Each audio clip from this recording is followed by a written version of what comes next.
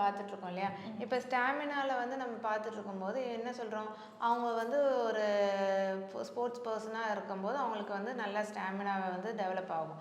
அதே மாதிரி ஒரு நார்மலாக இருக்கிறவங்களுக்கு வந்து ஸ்டாமினாஸ் டெவலப் பண்ணணும்னா சிம்பிளான ஒரு எக்ஸசைஸோ ஏதோ ஒரு இதுவும் பண்ணும்போது சைட் பை சைடு இதையும் நம்ம வந்து எடுத்துக்கிறோம் அப்படின்னு சொன்னால் அப்போ அந்த ஸ்டாமினா வந்து இன்க்ரீஸ் ஆகிட்டே இருக்கும். அதுக்கு தான் அந்த ஸ்பெசிஃபிக்காக ஸ்டாமினான்ற ப்ரோக்ராம் வந்து 60 மினிட்ஸ்க்கு வந்து கொடுத்துருக்காங்க.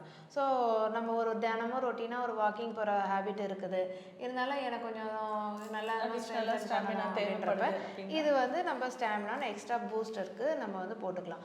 இதே நமக்கு இப்போ அதே நேரத்தில் இப்போ நம்ம முன்ன சொன்ன ஃபீவர் வந்திருக்கு, ஏந்திரிச்சு நடக்க முடியல, ரொம்ப ஒரு மாதிரி லெத்தாஜிக்காக இருக்காங்க, டயர்டாக இருக்குன்னா அப்போ அந்த ஸ்ட்ரென்த்து ஸ்டாமினாவில் நம்ம வந்து எக்ஸஸாக அவங்களுக்கு போடும்போது இன்னும் அவங்களுக்குள்ள வந்து அந்த இது வைப்ரேஷன் தான், அந்த ஃப்ரீக்குவென்சி நல்லா வைப்ரேட் ஆக ஆரம்பிச்சிருச்சு அப்படின்னா ஆட்டோமேட்டிக்காக ஃபிசிக்கல் பாடியில் வந்து அவங்களுக்கு ஆக்ஷன் வந்து தனியாக நடக்க ஆரம்பிச்சிடும். ஸோ அடுத்ததாக பார்த்தீங்கன்னா நம்ம வீடியோ நம்ம இதுவும் நிறைய பெண்களும் பார்ப்பாங்கல்ல மேம்.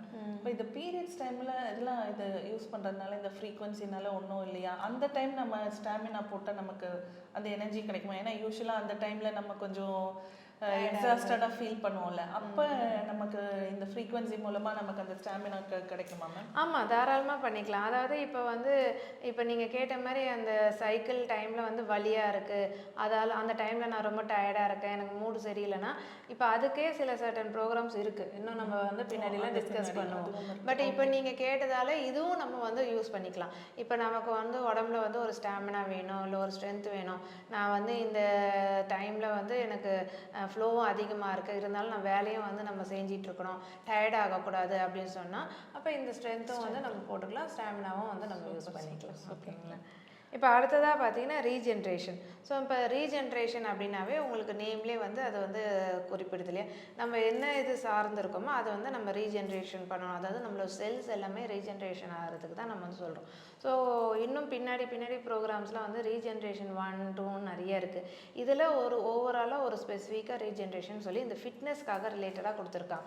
இப்போ ஏதாவது ஒரு செல்ஸில் வந்து பர்டிகுலராக வந்து ரொம்ப வீக்காக இருக்குது, அந்த செல் வந்து தன்னை வந்து ரெஜனேட் பண்ணிக்கணும், அதாவது தன்னை வந்து புதுப்பிச்சுக்கணும் அப்படின்றப்ப இப்போ நமக்கு அடிபட்டுடுச்சுன்னா அந்த செல்லு அடுத்தது வந்து புது செல் வர வரைக்கும் அங்கே வலி வந்து வின்னு தெரிச்சுக்கிட்டே இருக்கும்.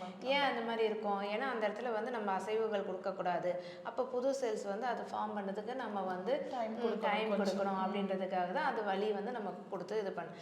அதே மாதிரி நமக்கு வந்து வெளியில் இந்த மாதிரி இருக்குதுன்னா நமக்கு தெரியும், அதனால் நம்ம வந்து அசைக்க மாட்டோம், செய்வோம். சப்போஸ் உள்ளுக்குள்ளே அல்சர் சொல்லுவாங்க, இல்லைன்னா வேறு ஏதாவது செல்ஸ் வந்து இன்ஃப்ளமேஷன் அப்படின்னு சொல்லுவாங்க, அந்த இடத்துல வந்து செல்ஸ் வந்து கொஞ்சம் வந்து வீணாக போயிருக்கலாம், அது தன்னை வந்து திரும்ப புதுப்பிச்சுக்கிறதுக்கோ இல்லை அந்த செல்ஸே வந்து தனக்கு வந்து தேவையான அளவு வந்து அந்த சக்தியை வந்து கிரகிச்சுக்கிறதுக்கோ என்ன மாதிரி இதில் ஹெல்ப் பண்ணலாம். இப்போ இந்த மாதிரி ரீஜென்ரேஷன் ப்ரோக்ராம் வந்து நம்ம ரன் பண்ண முடியும்.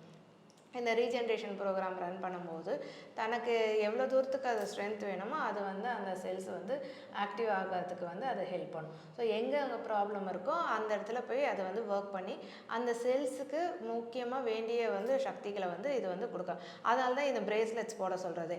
ஏன் இந்த ஆப்பில் வந்து பிரேஸ்லெட்ஸ் போட்டு யூஸ் பண்ணணும் இந்த ப்ரோக்ராம்ஸ்லாம் சொல்கிறாங்கன்னா, மெயினாக வந்து செல்லுலார் லெவலில் போய் அந்த இதை வந்து ஸ்ட்ரென்த்தை வந்து கொடுக்கறதுக்கு தான். செல்ஸில் ஒரு செல்ஸ்குள்ளேயும் போயிட்டு அந்த ஃப்ரீக்குவன்சி வந்து டைரெக்டாக அந்த செல்லுக்கு கொடுக்கும்போது அதுக்கு தேவையாக இருக்கிற அளவுக்கு அது சக்தியை கிரகிச்சு அது வந்துட்டு தன்னை தானே வந்து ரீஜெனரேட் பண்ணிக்கும். அதுக்கு தான் வந்து அந்த அளவுக்கு வந்து அவங்க பார்த்து கொடுத்துருக்காங்க. இப்போ சுளுக்கு பிடிக்கிறதெல்லாம் சொல்கிறோம்ல மேம், நடக்கிறோம், கால் ஸ்லிப் ஆகிடுது, டக்குன்னு சுளுக்கு பிடிச்சிக்குதுல்ல, அப்போ அந்த டைமாக நம்ம இந்த பிரேஸ்லெட்டோ இல்லைன்னா அந்த மேக்னெட்டிக் ஃபீல்டு வச்சாலோ அதில் இமீடியட் எதுவும் இருக்குமா வலியிலேருந்து? ஆமாம், அதான் அதுக்கும் வந்து ஸ்ப்ரெயின் இருக்குதுன்னு சொல்கிறோம் இல்லையா, அந்த ஸ்ப்ரெயினுக்கும் வந்துட்டு ப்ரோக்ராம்ஸ் இருக்குது. இப்போ அந்த பர்டிகுலர் டைமில் என்ன இருக்கும், மசில் ஸ்ப்ரெயினாக இருக்கலாம், இல்லைன்னா வேறு ஏதாவது நர்வ் ஸ்ப்ரெயினாக இருக்கலாம். அப்போ என்ன ஆகும், இப்போ அடுத்தடுத்து நம்ம டிஸ்கஸ் பண்ணும்போது அதுக்கெலாம் தனித்தனியாக அந்த ப்ரோக்ராம், இப்போ சொல்கிறோம்ல பர்ஃபார்மன்ஸ்க்கு ஒரு ப்ரோக்ராமு, ஸ்ட்ரென்த்துக்கு ஒரு ப்ரோக்ராம் சொல்கிற மாதிரி தனித்தனியாகவே ப்ரோக்ராம்ஸ் இருக்குது. ஸோ அப்போ அந்த வலிக்கு முதல்ல வந்து வலி இருக்கா, அப்போ அந்த வலியை ரெடியூஸ் பண்ணுறதுக்கு என்ன சொல்லியிருக்கோம், லோக்கல் ஸ்டிமுலேஷனில் இருக்கிறத நம்ம போட்டுக்கலாம். சொல்லலாம். பெயின் அப்படின்னாவே அந்த லோக்கல் ஸ்டிமுலேஷனில் போய் அந்த ப்ரோக்ராமை ரன் பண்ணி அதில் இருக்கிற ஒரு ப்ரோக்ராம் 2 ப்ரோக்ராம் பண்ணி நம்ம ரிலாக்ஸ் பண்ணிக்கணும் முதல்ல. அடுத்ததுக்கான விஷயம் என்ன, மசில் ஸ்ப்ரெயினாக இருக்குது இல்லை நர்வ் ஸ்ப்ரெயினாக இருக்குது அப்படின்னு சொன்னால் அதுக்கு இன்னும் பின்னாடி நம்ம சொன்னல 229 ப்ரோக்ராம் சொல்லியிருக்கோம் இல்லையா. ஸோ அதுதான் அந்த ஹை லெவல் ப்ரொஃபஷனலில் இருக்கிறது நம்ம சொல்கிறோம். ஸோ அப்போ அத்தனை இதுலேயும் உங்களோட ஒரு ஆர்கனுக்கும் வந்து அந்த ப்ரோக்ராம்ஸ் வந்து செட் பண்ணி கொடுத்துருக்காங்க. அப்போ எது தேவையோ, இப்போ வந்து டிஷ்யூஸில் வலியாக இருக்குது இல்லை வந்து கனெக்டிவ் இதில் வந்து லிகமெண்ட்ஸில் ப்ராப்ளமாக இருக்குன்னா அதையும் வந்து நம்ம ஹார்மோனைஸ் பண்ணுறதுக்கு ஃப்ரீக்வன்சியில் வந்து ப்ரோக்ராம்ஸில் கொடுத்துருக்காங்க. சரியா? ஸோ அதை நம்ம ரன் பண்ணி சரி பண்ண முடியும். இப்போ அடுத்தது வந்து என்ன சொல்லிட்டு இருந்தோன்னா டீப் ரிலாக்ஸேஷன்.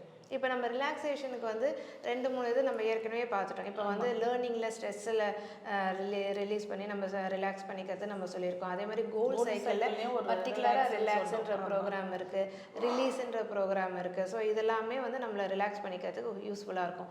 இதுவும் தாண்டி எனக்கு ரொம்ப டீப்பாக ரிலாக்ஸேஷன் வேணும் அப்படின்னு சொல்லலாம். இப்போ அதே மாதிரி இன்சாம்னியா தூக்கம் இல்லாதவங்களுக்கும் பார்த்தீங்கன்னா தூக்கம் வரத்துக்கு சொல்கிறோம், அந்த இன்சாம்னியா ப்ரோக்ராம்ஸ் ரன் பண்ணலாம். இப்போ அவங்களுக்குள்ளேயே ஒரு ஸ்ட்ரெஸ் ஃபேக்டர் இருக்கிறதால தான் அந்த தூக்கம் வராது இருந்திருக்கும்.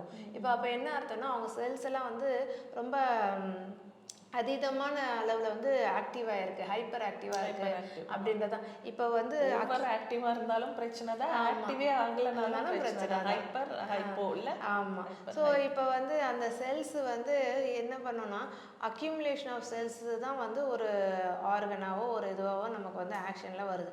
அப்போ அந்த செல்ஸ் எல்லாமே ரொம்ப ஹைப்பர் ஆக்டிவாக இருந்ததுன்னா அப்போ அவங்களுக்கு வந்து அந்த தூக்கன்ற ஒரு இதுவே வந்து கிடைக்காத வந்து இருப்பாங்க. அப்போ அந்த செல்ஸை வந்து முதல்ல நம்ம ரிலாக்ஸ் பண்ணலாம்.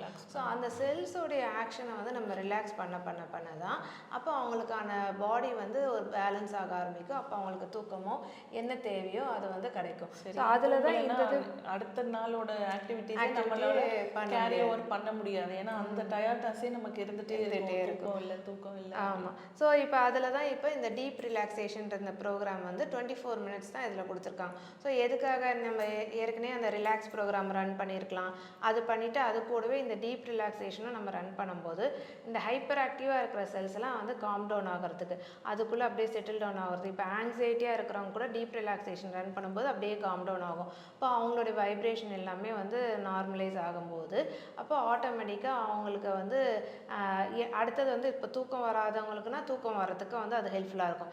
இல்லை வேறு ஏதோ ஒரு ஆக்ஷன் பெர்ஃபார்ம் பண்ணோன்னா இன்டர்னலாக நம்ம வந்து எவ்வளோக்கு எவ்வளோ ரிலாக்ஸ்டாக இருக்கிறோமோ, நம்ம இன்னர் பீஸோட இன்னர் காம்னஸோடு இருக்கோமோ அப்போ தான் அது வந்து நமக்கு அடுத்த ஒரு இதில் வந்து நம்மளை எஃபெக்டிவாக எஃபிஷியண்ட்டாக நம்ம வந்து ப்ரொஜெக்ட் பண்ணிக்கிறதுக்கு நம்மளுக்கு வந்து யூஸ்ஃபுல்லாக இருக்கும் இல்லையா.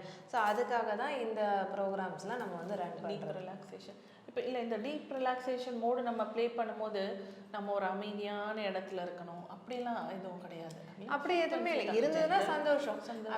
அப்படி அவங்களுக்கு இருக்க முடியுதுன்னா நல்ல வெல் அண்ட் குட். ஏன்னா அவங்க வந்து இந்த ப்ரோக்ராமையும் ரன் பண்ணிவிட்டு அவங்க மைண்ட் லெவலையும் அவங்க வந்து இதை வந்து ஓப்பனாகவும் ரிசப்டிவாகவும் எடுத்துக்கவும் முடியும். அப்படி இல்லைனாலும் பரவாயில்ல. இப்போ வந்து அவசரத்தில் ஏதோ ஒரு இடத்துல இருக்கிறாங்க, ஈவன் ஒரு மார்க்கெட் பிளேஸோ இல்லை ஏதோ ஒரு இடத்துல அவசரத்தில் இருக்காங்க, அங்கேயும் அவங்களுக்கு ஒரு ரிலாக்ஸேஷன் வேணும் அப்படின்னா அப்போவும் இந்த ப்ரோக்ராம் வந்து ஒர்க். ஏன்னா இது வந்து மைண்டு வச்சு இது வந்து ஒர்க் இல்லை, இதோடைய ஒர்க்கே வந்து உங்களுடைய ஃப்ரீக்குவென்சியில் அது டைரெக்டாக போய் இம்பேக்ட் பண்ணுது இல்லையா. ஸோ அங்கே ஃப்ரீக்குவென்சியில் அது வேலை செய்யும்போது நீங்கள் எங்கே இருந்தாலும் இதை நீங்கள் காதில், அதாவது என்ன சொல்கிறது, இது பாட்டு நீங்கள் அந்த பிரேஸ்லெட் இதை நீங்கள் போட்டுட்டு உங்களுடைய ஆக்ஷன் வேறு எதுலேயே இருந்தாலும் இருக்கலாம். இல்லை நீங்கள் சாதாரணமாக கண்ணை மூடி மெடிடேஷன் போஸில் உட்காந்துக்கலாம், இல்லை படுத்துக்கலாம். நிதானமாக நீங்கள் இருந்தீங்க அப்படின்னாவே அது வந்து ஆட்டோமேட்டிக்காக எல்லாமே நம்மளோட ஹெயிலியை வந்து ஃபோனும் எல்லாமே கனெக்டடாக இருக்கணும். ஆமாம் ஆமாம், அது ஃப்ரீக்வன்சிஸ் நம்ம கரெக்டாக ரிசீவ் பண்ணிக்கிறதுக்கு ஹெல்ப்ஃபுல்லாக இருக்கும். ஓகே ஓகே ஓகே, ரொம்ப அருமையாக சொன்னீங்க மேம். நிறைய விஷயங்கள் இருக்குது, பார்க்குறதுக்கு இவ்வளோ சின்னதாக இருக்குது, இது நம்மளை எப்படி கண்ட்ரோல் பண்ண போகுது அப்படின்னு மட்டும் தயவுசெய்து நினச்சிடாதீங்க. உண்மையாலே நிறைய ஹெல்ப்ஃபுல்லான யூஸ்ஃபுல்லான விஷயம் வெளியில் போய் நம்ம 4 பேர்கிட்ட கேட்டால் கூட தெரியாது. அந்த மாதிரி விஷயங்கள்லாம் கூட இந்த ஃப்ரீக்வன்சி மூலமாக நம்ம திருத்திக்க முடியும். அப்படிங்கிறது நம்மளாலேயே நம்ம கையிலேயே நம்ம கண்ட்ரோல் பண்ண முடியும். அப்படின்னும் போது வந்து இது கண்டிப்பாக எல்லாரும் வந்து வாங்கி பயன்பெறணும், யூஸ் பண்ணணும் அப்படிங்கிறது தான் வந்து எங்களோட எண்ணமும் எதிர்பார்ப்போம்.